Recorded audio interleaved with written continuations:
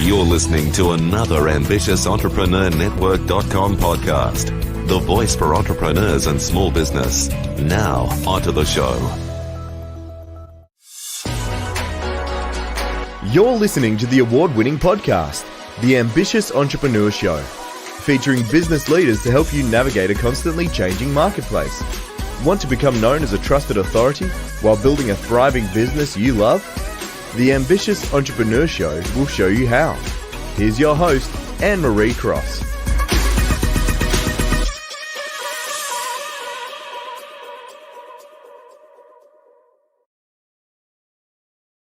And welcome to another episode of Ambitious Entrepreneur Show, brought to you by the influencealliance.com, the business building community for change makers who want to build a sustainable and scalable business they love. And I'm your host, Anne-Marie Cross. Now, my guest today says, if I could go back and give myself some advice, it would be to get someone to help with personal branding. And joining me on today's show is Paul Higgins. Paul is a high-performing business mentor. He's a podcaster himself and published author he helps people who are seven-figure businesses with their sales and teams so that they can build, they can live, and they can give.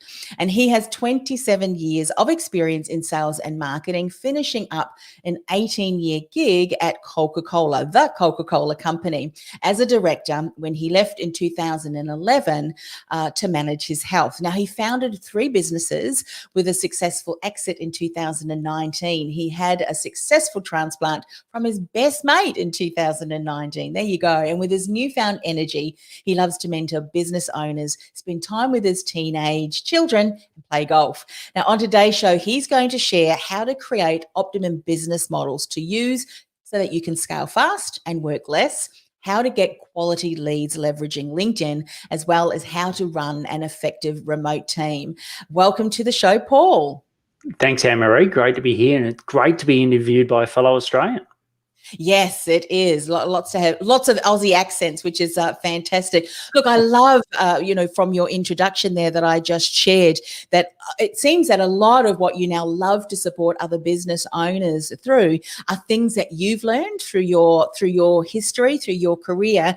And I'm sure that when you look at other business owners, ambitious entrepreneurs working, and they've got that term hustling, this is probably something that you're saying, look, there's a better way of doing things, a much better way, so that you don't end up having to take time off to recuperate and health and so forth. Yes? Spot on. Yeah. Look, I call it the highway of business, and whatever success is at the end of it, whatever your destination is. But yeah, it's a highway, and the more time you spend on it, the better. And there's lots of, reroutes, opportunities to get off that highway. And I learned them the hard way. So I always like to help people avoid that. Yeah. What I love about podcasting, and you would be the same with your podcast, if you can learn something, if you can follow the steps of someone who's gone before you, why wouldn't you do that? I mean, some of us are a little bit more stubborn than others that have to experience a few things. But when it comes to your health, it's going to impact not only you, but also your family, your team, because if you're not operating at your best, it's going to filter throughout the organization. Lots of stuff that we want to cover today. So let's dive in. When it comes to business models, how would you define business model? Yeah, look, I think business model is effectively the way that you make money. Okay, so if the simplest definition is that, and I find a lot of people, choose a business model which doesn't align to their lifestyle. And you mentioned it at the start. My company's called Build, Live, Give. It's about building a great business, but most importantly, to fund your lifestyle and then give back. And often what I see is people have a business model that doesn't give them the lifestyle. A quick example is where they might be doing project-based work, or they might be doing consulting work where they have to be, on site. I know in COVID times that's changed a little, on Zoom maybe, but if they don't turn up, they don't get paid. And that's not great for your lifestyle. So that's what I mean by business models.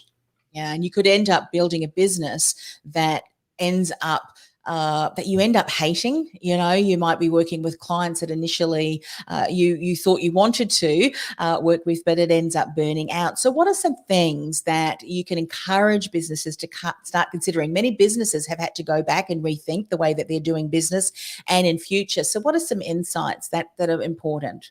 Yeah, well, look, as you said, I work with a lot of service-based business owners, and real estate. I don't work with real estate agents or realtors wherever you are in the world.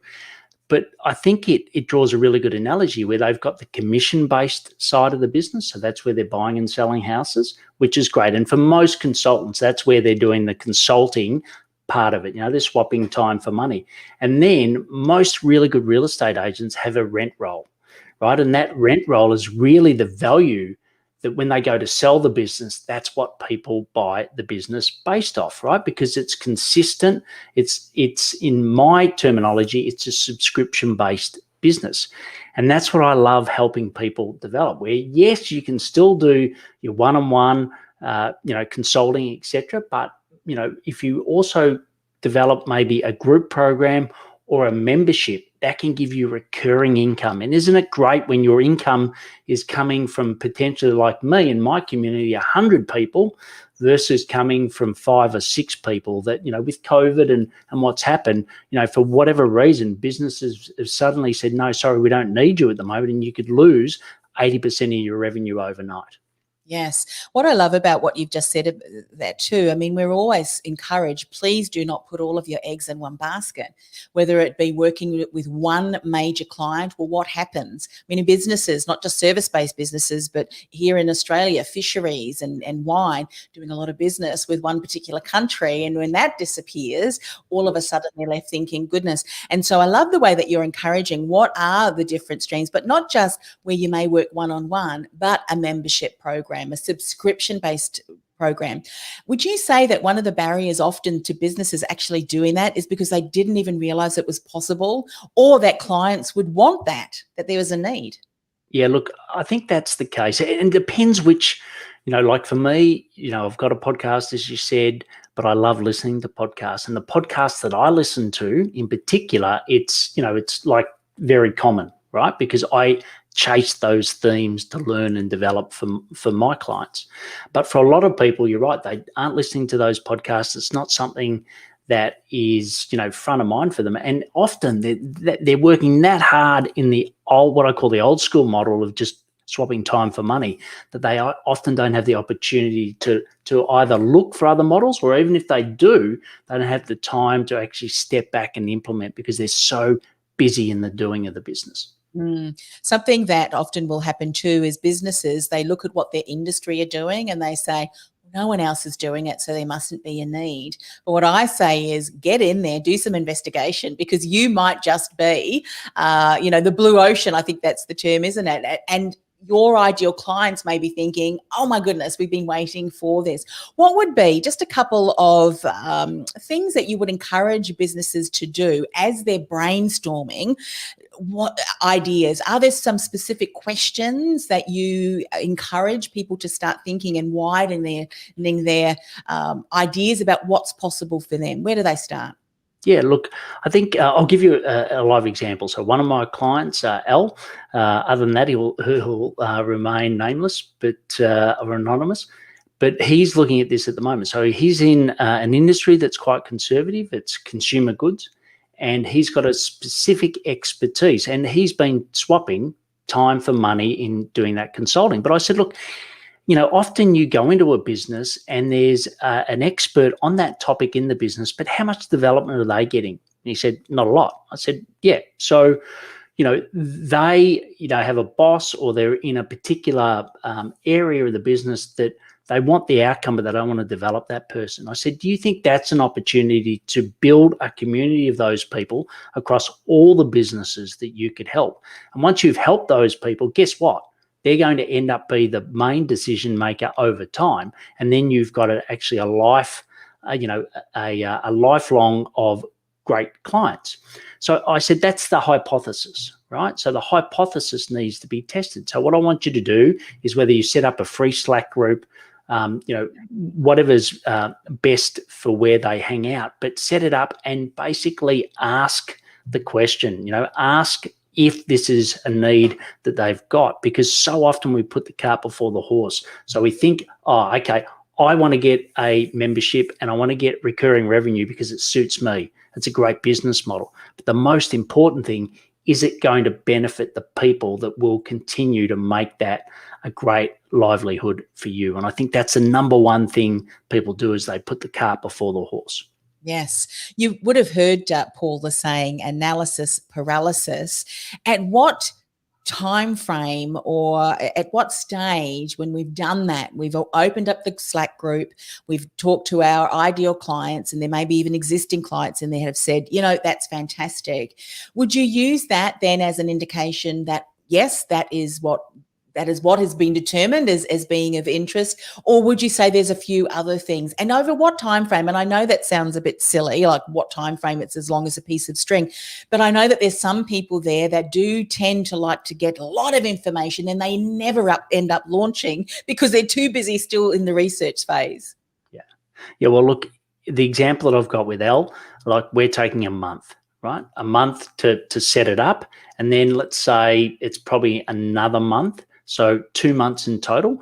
But what I've said is we want 10 paid clients at the end of this hypothesis. So you might change, the way that you're talking, the copy that you have on the landing page, etc. That may change based on, but the concept is to get 10 people paying, because, as you know, the true validation of an offer is when it converts. Right. Yeah. So, that's my perspective on it. And, I'm happy to update you, post this on what the results of Al's work is. But we've done it with other people as well in the past, and that's, a reasonable time frame.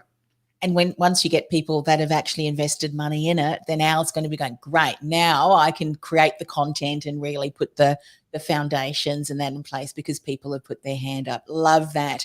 So is there any other one or two little insights around creating business models? I mean, you've mentioned membership, you've mentioned group coaching programs. Are there any things that you've seen has started to work really well, particularly when we think of the environment we're now in, just to get some ideas out there, maybe some even information that people can then go reach out to you or maybe do some further research? What are other things that are working really well when it comes to business models? Yeah, well, look, I think the key thing that I've learned is, as you said, you get great diversification across your client base because you've got 80 people versus, like you said, a handful.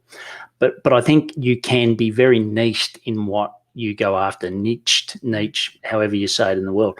But I think that's the most important thing. So for me, I'm very clear on who my target market is. It's 7-figure service-based business owners that are in a couple of key industries. So I'm very, very clear. But then what I do is, because I go across the globe, I'm able to diversify that way. So I think the first thing, if you're going to set up a membership, is make sure it's very, very clear. So someone comes to your LinkedIn profile, they come to your website, they know it's whether it's for them or not. Right? Because remember, you only want maybe 100, maybe even 1,000 people paying you, $2.99 a month is a very, very good business. So you don't need to invite the world to it. So I think that's the first thing. The second thing is, I think, don't overload the content up front. Okay. So a lot of people say, I'm going to build all this content and then go and sell the program. No, I think what you do is get some founding members and you help by doing it, because everyone's so busy that I want to be overwhelmed by more. People want less and they want results. And the third thing I think is really important is work out what you're naturally good at. Okay. So I love facilitation. I love, I've done it through my corporate career. That's what I'm great at. I'm not as good at online courses, right? So I think there's really two ways. You can have a community that's based on a lot of communication, collaboration, etc., or you can have an online model. Work out what's the best style for you. Now, I've got an online that supports my group program, but it's not a whole lot of online courses that I provide. I actually provide a community. So I think, based on your preference, make that distinction. And that's what really is going to set you apart from other people who may be in your industry yet really gravitate towards an experience which maybe you don't want to do, which is great because there's so much business opportunity out there. Find what you're good at, where you want to position, and then just go, 100% into that. Love all of those things. Now, you mentioned something, and we're going to dive into that. It's a beautiful segue, how to get quality leads leveraging LinkedIn. So you mentioned already, make sure your profile highlights that. What are some other things to do with our profile? And then we'll talk about how do we actually start generating leads from the LinkedIn platform. Yeah, and look, I've got 9 key things that you should do for your profile. So I won't mention all 9, but you can go to blgdownload.com and there's a PDF with the 9. But I think the top 3 that I'll mention, the first thing is the header. Okay, the header is so important on your profile. So you want to actually allow people to know what you do. So some people have a nice landscape or whatever, but it means nothing, right? So think of it as a billboard on the road. You wouldn't put something generic there, so why do it on your header? So I always say, if you've got a methodology, show your methodology. So if you go to mine, you can see that I've got my methodology and then who I service, right? So when people look, they go, okay, this profile's for me. So that's number 1. And just on that also, have a great profile shot.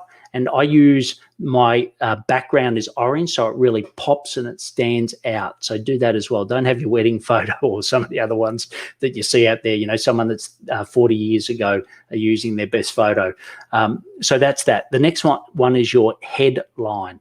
So on the headline, I recommend you use a simple formula. So the first thing is people want to put you in a box as to what you do. Okay, so you'll see there on mine. Thanks for that, bringing that up, Anne-Marie. The key thing is, what do people want to box you in? Because they do, right? You don't want to be boxed, but they will. So I'm a high performing mentor, right? So that's what I do. It's easy for people to say, is this for me or not? And the next, I help X through Y to achieve Z. Just use that simple formula. No emojis in your headline. That's important. And the last one I'll say is the about section, which most people read. Welcome them in. Think of this as the first conversation you're going to have with someone, right? So actually don't, sell straight to them straight away. Welcome them in. Talk about who they might be. So who do you love working with? What are some of the things they're challenging with and how you can help them? I talk about both free and paid services on how I can help them. So they're the 3 biggest tips around a profile I can provide you. And the rest, as I said, you can get at blgdownload.com. Yeah, fantastic. And of course, there's nothing better than to go to your particular profile, which I thought, gosh, we've got a great platform that we're able to share that. And you're walking the talk, which is wonderful. Go and check out Paul's profile there. Let's talk about getting quality leads, because over the last a number of months, people have actually, the whole of 2020, when all of a sudden everything hit the fan, people have been using a lot more platforms, particularly LinkedIn, and building networks and connections and leads. It's all about relationship building, and there's good relationship building and not so good. What are, you would say, the 1 or 2 common mistakes that you see people make? Please stop doing that when it comes to the LinkedIn platform. Yeah, well, look, I think, obviously your profile's right. Then the next bit is your posting, okay? So, people want to see that you're actually adding value. They want to see if you're someone that is an authority in your area, right? So don't miss the opportunity to post.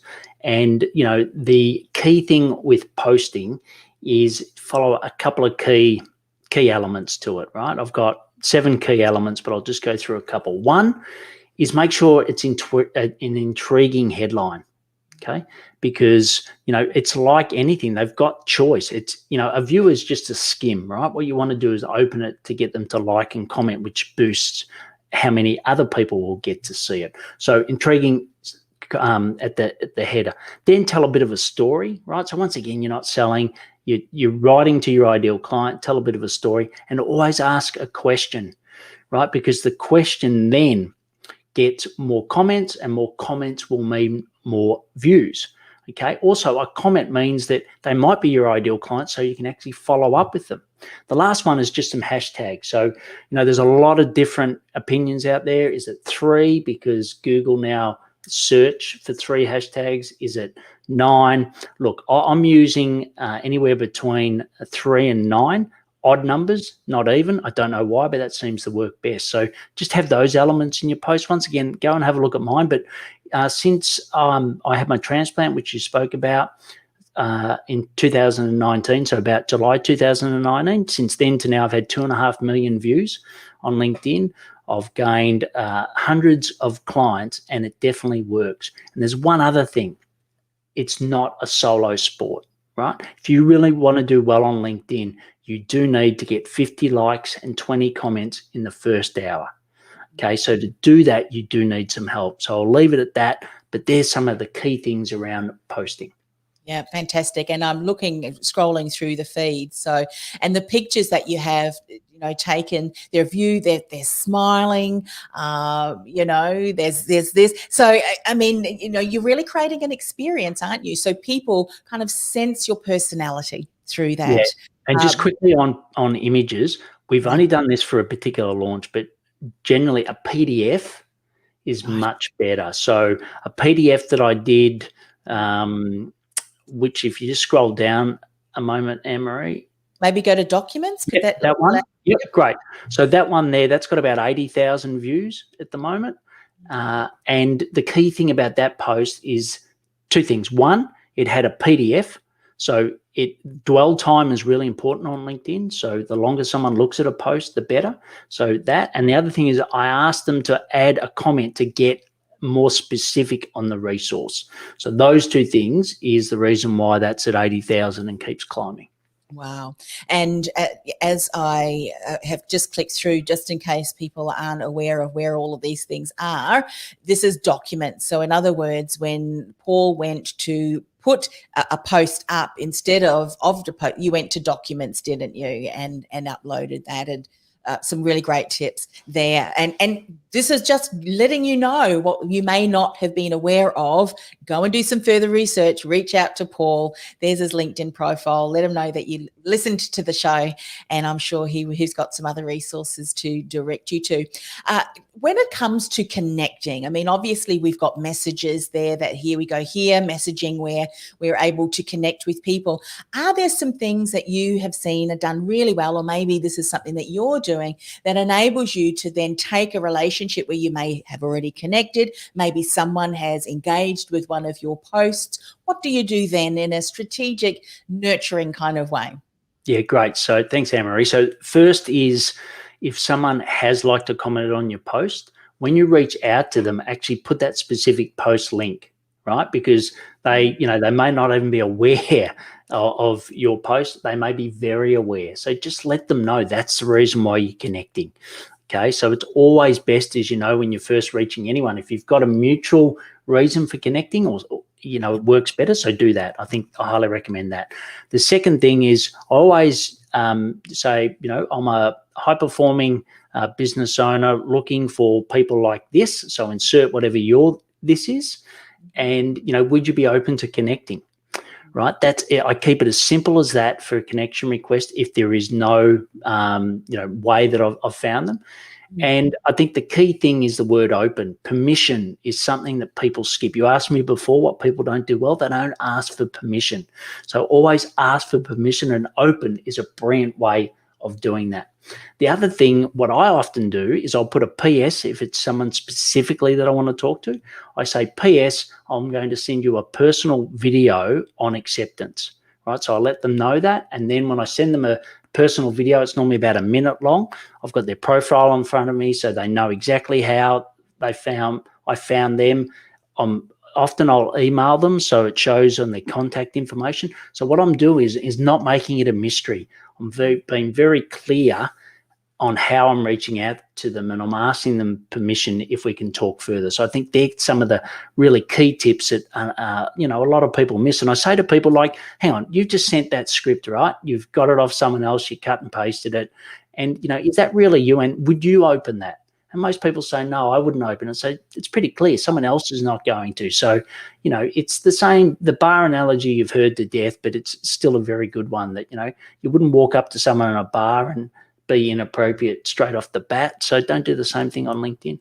Absolutely. Now, you mentioned that when someone does connect with you, you kind of preempt that you're going to send them a video. So is that a short video? What do you do in that? Do you personalize it? Because I noticed from your profile here, you've got 15,950, so almost 16,000.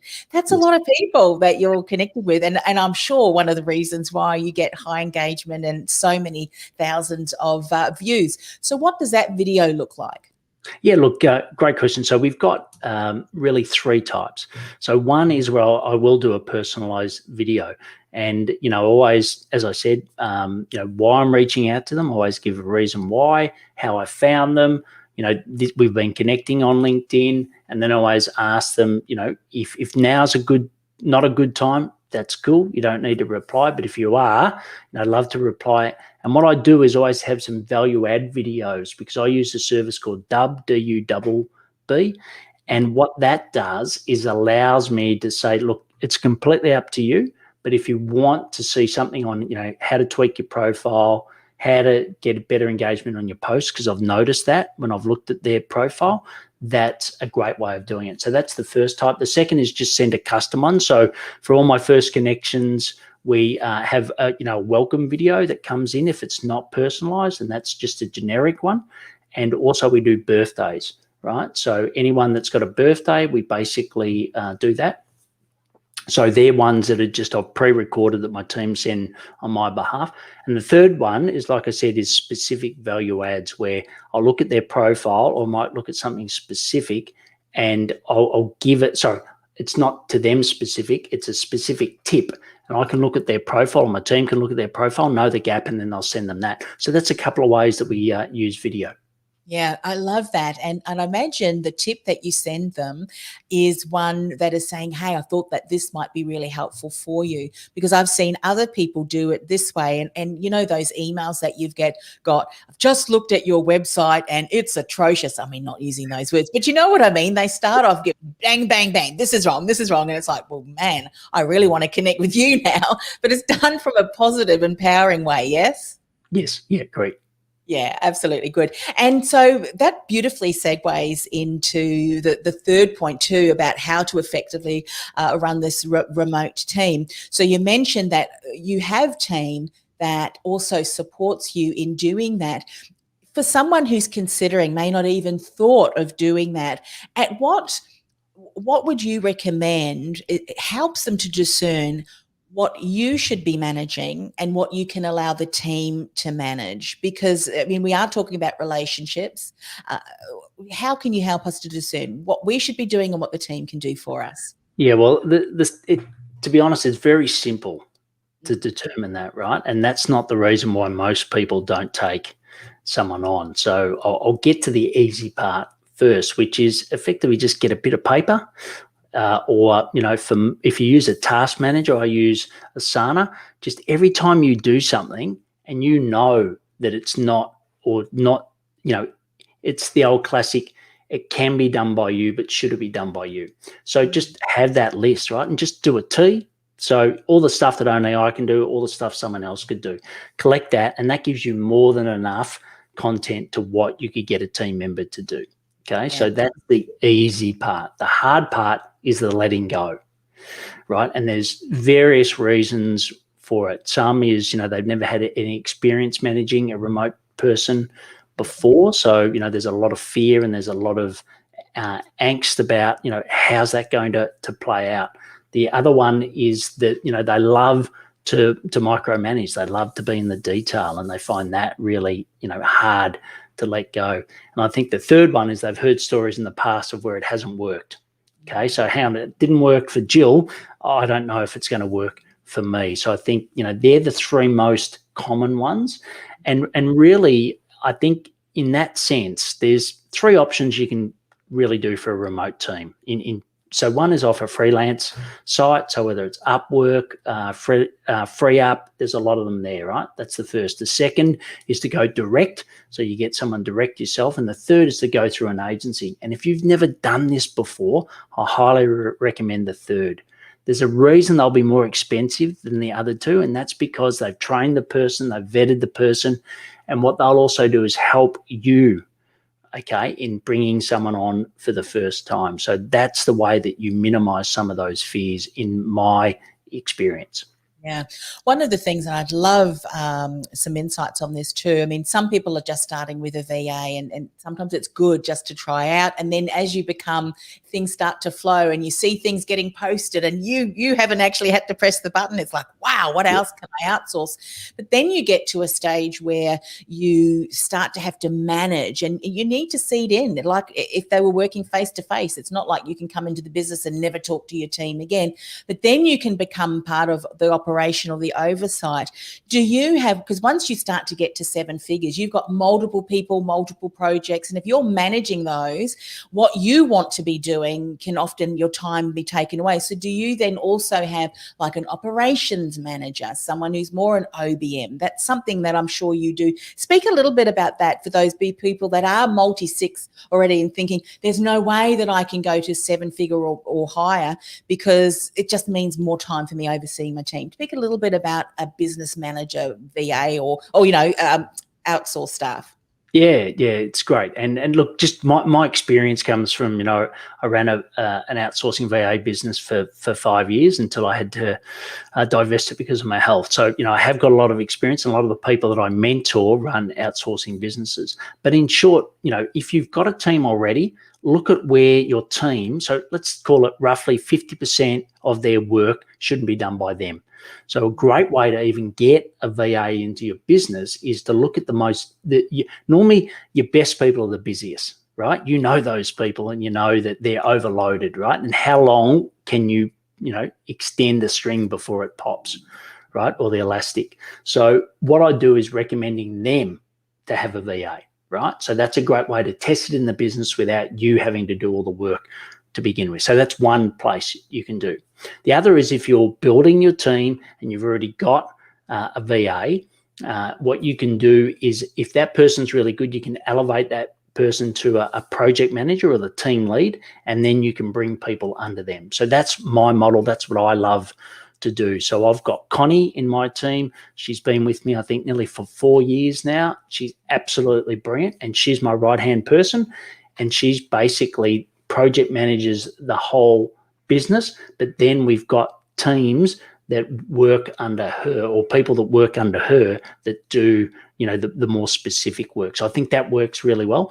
And then for me, I know for my sales admin, which is a key part of my methodology and what we really focus on and helping people with, I've got then some people that report directly to me. So I've got 2 people at the moment that do my LinkedIn, and they report directly to me for the topic, which is LinkedIn, but for the performance management, for the feedback, everything else, they fall under Connie as part of her broader team.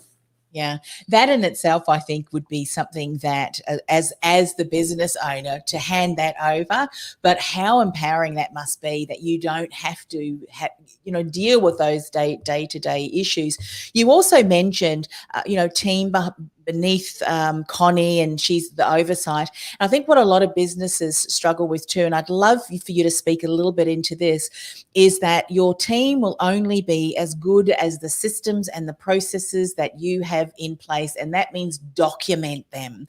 How many business owners carry their business plans and everything to do with their business in here? We need to start documenting. Are there some tools that are now your go-to to? And what if someone hasn't even started doing that? Oh, shock horror. What are some places to start? Because you've got to start sometime. Yeah, look, and it's the classic, like, people will often say, I don't want to, I'm not quite sure what sales CRM to use, so they don't use one. Right. And therefore they're just missing leads are falling through, follow-ups falling through, and they wonder why they're not making their revenue targets, because they're making it very hard for themselves. So to me, any tool's better than none. Right. So that's my first point. The second is I think you should have a project management tool in your business. And there's some brilliant ones out there. We prefer Asana. That's great. But there's ClickUp, there's Trello. There's lots of others. So I think that's really important to have those, because my simple reasoning, and let's face it, I came from one of the best companies in the world, Coca-Cola, 150 years old, and they had, their use of systems and processes was absolutely brilliant. But what I did learn is the closer that the process is to where someone's making the decision or doing the work, the better. So people used to say, document all your SOPs, and, I'm going to be madly working on something and I'm going to go over and I'm going to grab that SOP, bring it back to my desk, or, in the old days, now bring up that file and work through. It doesn't happen that way. So in the project management software, embed the checklist, embed the way that they work, so you make it a lot easier for them to do things. And if you ever want to sell your business, it's a lot easier to sell that business when you've got everything in a platform. Now, it can always be moved out off platform, so that's not a risk, but at least you've got it all there, rather than having all these Google Docs and all these other systems that are so removed from where they actually do the work. Yeah, something that we just did, Paul. I've got 3 podcasts. I reintroduced, well, actually this one, Women in Leadership, and then I've got the Christian Entrepreneur as well. And so I thought I have got to put something in place that enables, the VA, the editor, all of that. And I thought, because I've tried different things. And the reason I'm sharing this is, if you try something and it doesn't work, don't throw your hands up and walk away. There is going to be something that works for the entire team. So I created a spreadsheet. Google spreadsheet. Every tab is a different show. There's different columns, and this whole section is for the audio editor. This whole section is for the VA, and this whole section is for me. And what I have determined is I am the biggest bottleneck of the entire business, just putting it out there. Often as business owners, we are, because the buck stops with me. But each of the team members, they're feeling empowered. And I said, if you want to add a column or something fits in better for you, change things up, please let me know, and let's do that to make your job easier. And guess what? It's actually working. And we've only implemented it for the last week or 2. But what you've just said is so important. Go with what you have access to and tweak it, and empower the team to be able to contribute to that too. Because how often a team member, especially some of the remote team, they may not be ones to come forward, people to come forward, but I think they're the best advocates to share, because they're the ones, and I think that's what you said, the closer they are to the process, the better it's going to be, because they're going to be running it. Spot on. And it doesn't have to be you, the business owner, right? You can always hire people in to help you build your processes. You can always get your team to do it. So even if you're not great at it, it's not an excuse not to have it in your business. And just quickly, start where you're most comfortable. So if it's Google Sheets, like you said, Anne-Marie, start there, right? Then you might progress that into a project management software. For us, we use, Airtable, which is a really sophisticated version of a Google Sheet. So it's just the evolution. So we went from Google Sheets into Airtable. But, don't look at someone. It's like the classic, it's taken me 10 years to get where I've got. It's the exact same thing. Don't compare me to now. Compare me to where I was, where you are, right? So if you're not great at processes at the moment and you don't have any, that's okay. But, as the Chinese say, the best time to plant a tree was 20 years ago. The next best time is today. Just start today. And you don't have to have it perfect tomorrow. Every day you build on it. What I love about what you've just said there is that start with something and then you can integrate and advance the systems. One of the things that I've noticed, as business owners, we know the best style. How many times have we gone to a productivity course and bought the journals, bought the documents, and then that ends up running us, and it's like, this is ridiculous because I'm never going to do it anyway. One of my I don't know if you know the Colbier quick start. Not so good on the follow through, which is why we need team. So I'm not going to get there and, put all of the things. It's just not my skill. But if I need to do something to inform my team and I know that it's going to be a block for me, choose a system that is going to run with the style that you have and implement that. And that's the way. You can't tweak and change and perfect things. Not that we're, perfection, but get it to working at optimum if we never develop it, if we don't tweak and monitor it. So. Yeah, and Emma, if I had $1 for every time someone said, look, and especially when I ran the outsourcing business, I'll wait till I get all of my systems set up, then I'm going to hire someone. I'm like, bullshit. Oh, sorry. I know, that's right. Yeah, right? Don't do that. Right? Because every day you wait, it's compounding. Like it's not going to be, you can't change 3 months of wait as soon as you get someone 3 months in the future, right? That you can't recover that time. So I'm always the view, just start scrappy, get someone in and help them build the process. Because guess what? The way you design a process is probably not how your team are going to use it, especially if it's not your strength, right? So get someone in to help with that. Don't wait. If you're watching now, Go and get a VA before you need one if you don't have one. Believe me, it will change your life. I've never seen a client in my 10 years of being in my own business, I've never seen a client say, I'm never going to use a VA again once they've started. They might change VAs, but they rarely change having a VA once they start. Yeah, so true.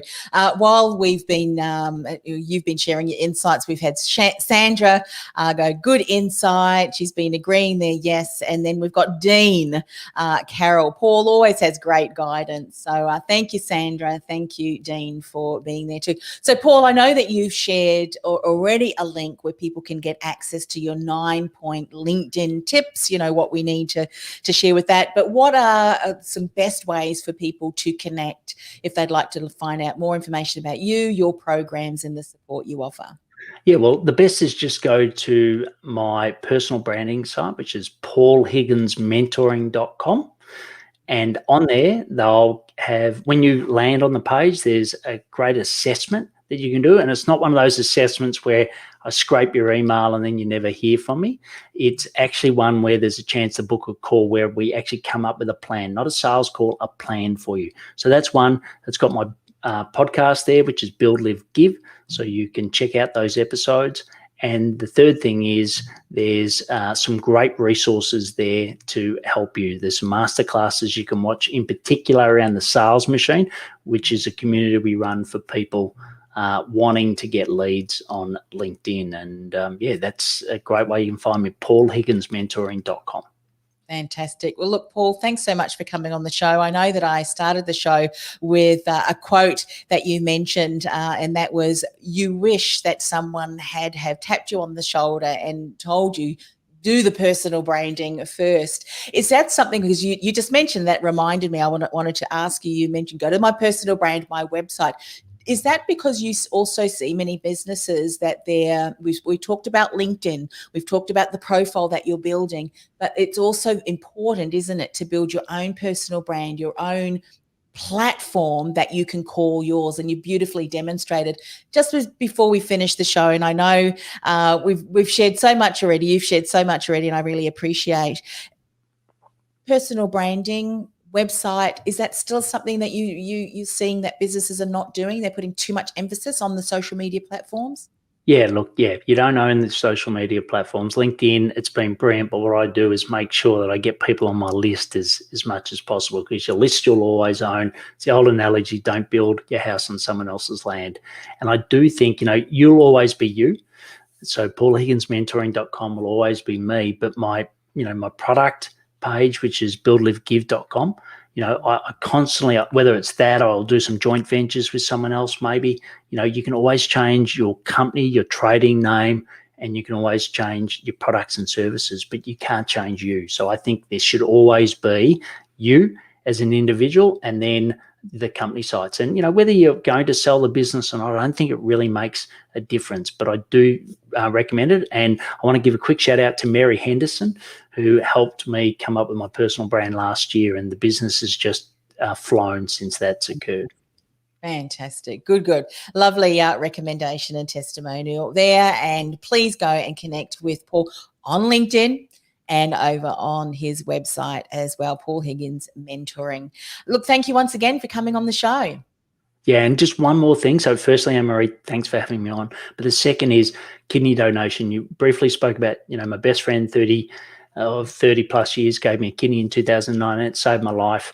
And I just, if you're not on the register, please, it's very easy. Just Google it, and, it really does change someone's life. My personal experience, I could not be happier. I wouldn't be here if it wasn't for him. And if you're not, just please go donate or put yourself down to donate. That'd be brilliant. Of course, Googling would be, what would they Google then to be able to find that? Just that is the organisation. Organ donation. Organ donation, that will take you to that website. And that's also something that I think that organisation are always calling out for more people to consider being on the list there, because you just never know that you could save a life. As you said, your mate did that. Yeah, there's 160 kidney donations a year, and it's a 6-year waiting list. So, and if you've spent time on dialysis or know anyone that has, it's not much fun. So, whether it's kidney or any organ, please, it'd be great. Fantastic. Well, look, thanks, Paul. Lovely way to finish the show. It's been fantastic hanging out with you. Thanks once again for coming on the show. Thanks, Anne-Marie. This podcast is brought to you by theinfluencealliance.com. Want to influence real change with your message by becoming known as a trusted authority in your industry while building a sustainable and scalable business you love? Find out how by accessing our free podcast series at www.theinfluencealliance.com/podcast series. That's theinfluencealliance.com/podcast series.